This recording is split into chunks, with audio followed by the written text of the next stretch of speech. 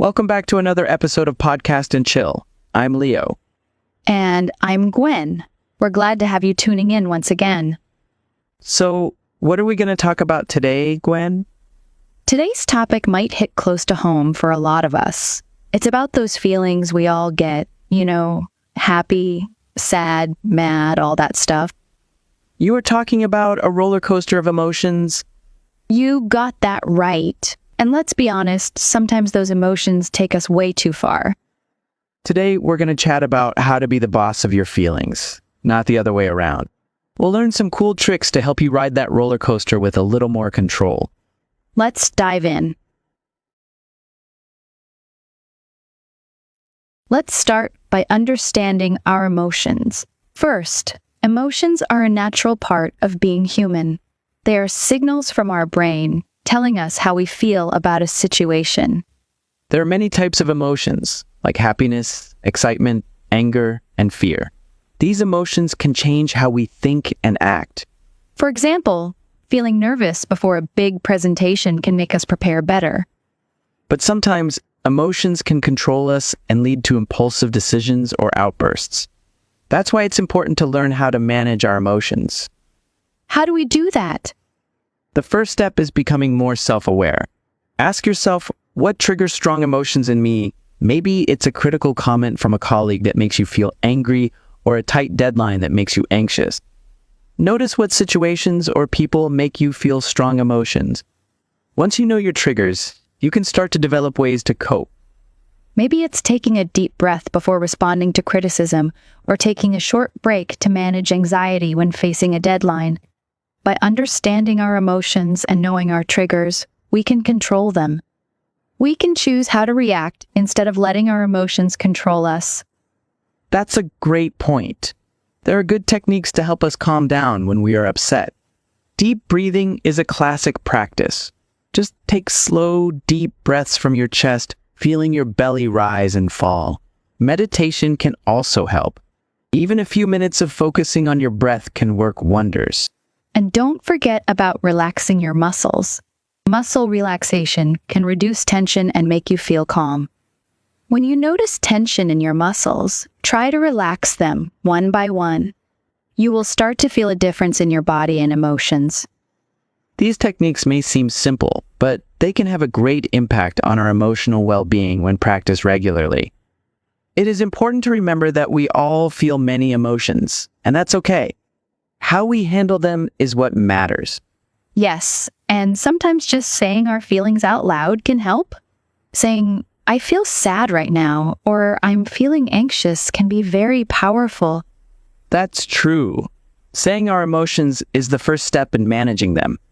It's like giving ourselves permission to feel without any shame. Another way to feel better is deep breathing. When you feel stressed, taking slow, deep breaths can help calm your mind and body. I like that. Deep breathing is very simple, but very helpful. It's something we can do anytime, anywhere. And let's not forget about the power of a good night's sleep. Getting enough rest is very important for emotional health. That's right.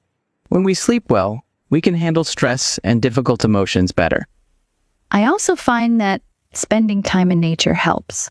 Whether it's a walk in the park or just sitting outside, being in nature can make us feel better.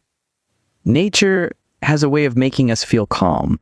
It reminds us that we are part of something bigger. And let's not forget about the importance of laughter. Sometimes, watching a funny movie or spending time with friends can make us feel happy. Laughter is the best medicine. It's a great way to relieve stress and improve our mood.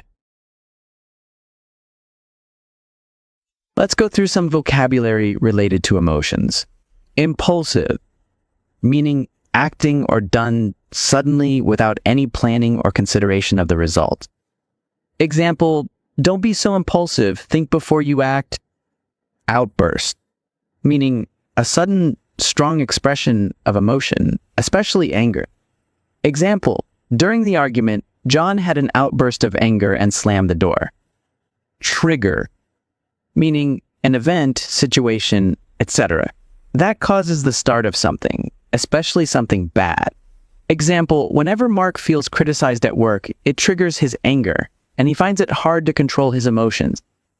Tension, meaning a feeling of nervousness or anger. Example, I could feel the tension in the room as everyone waited nervously for the results. Evoke, meaning to make someone remember something or feel an emotion. Example, his speech on justice evoked strong emotions among the crowd.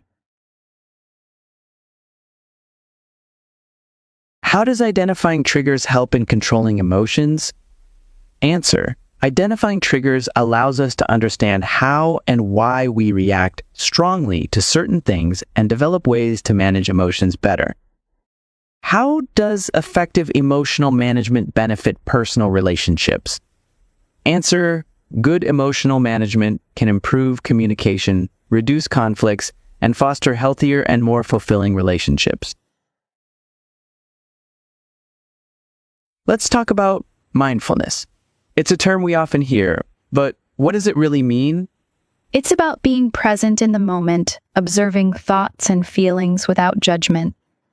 Exactly. With mindfulness, we can become more aware of our emotions and respond to them in a calmer way. And it's not just about sitting in meditation. You can practice mindfulness while doing everyday activities like eating or walking. That's right. When we're mindful, we create space between our emotions and our reactions. It allows us to pause and choose how we respond rather than reacting impulsively. Another helpful tool in handling our emotions is emotional journaling. It involves writing down our emotions and thoughts regularly. It helps us understand our emotional patterns, triggers, and underlying beliefs. By putting our feelings into words, we can better understand and process them. It is also a good way to release negative emotions when we allow bad feelings to be expressed on paper. I totally agree. You can think of it like a trusted friend you can confide in. No rules, no judgment, just honesty. Besides journaling, there are different ways for us to express emotions in a healthy way. Try talking to a trusted friend or family member about what's bothering you. And how about expressing ourselves through art? Whether it's drawing, writing poetry, getting creative can be a fantastic outlet for expressing our emotions in a safe way. Another option is physical activity, whether it's going for a run, hitting the gym, or dancing around your living room. Moving your body can help release built-up tension and stress. That's what I've been doing when I have free time. Remember, controlling emotions isn't about suppressing them. It's about finding healthy ways to understand and make peace with them. Let's go through some vocabulary relevant to learning. Mindfulness, meaning the practice of being aware of your body, mind, and feelings in the present moment, which can create calmness. Example, mindfulness can help reduce feelings of anxiety and depression. Honesty, meaning always tell the truth. Example, it's important to always tell the truth because honesty builds trust between people. Bottle up, meaning to hold in emotions, usually without expressing or releasing them. Example, she tends to bottle up her feelings instead of talking about them openly. Confide, meaning to tell something secret or personal to someone who you trust not to tell anyone else. Example, as sisters, they have always confided in each other. Outlet, meaning a way in which emotion or energy can be expressed. Example, writing poetry is his only form of emotional outlet. How does mindfulness help manage emotions? Answer, mindfulness helps manage emotions by creating space between you and your feelings. This allows you to observe your emotions without judgment and choose a calmer response instead of reacting impulsively. What can be the results of suppressing emotions? Answer, bottling up emotions can lead to stress, anxiety, and eventual emotional outbursts. And that brings us to the end of today's talk. Thank you all for tuning in to this episode of our podcast. Don't forget to check the free PDF in the description for more useful vocabulary.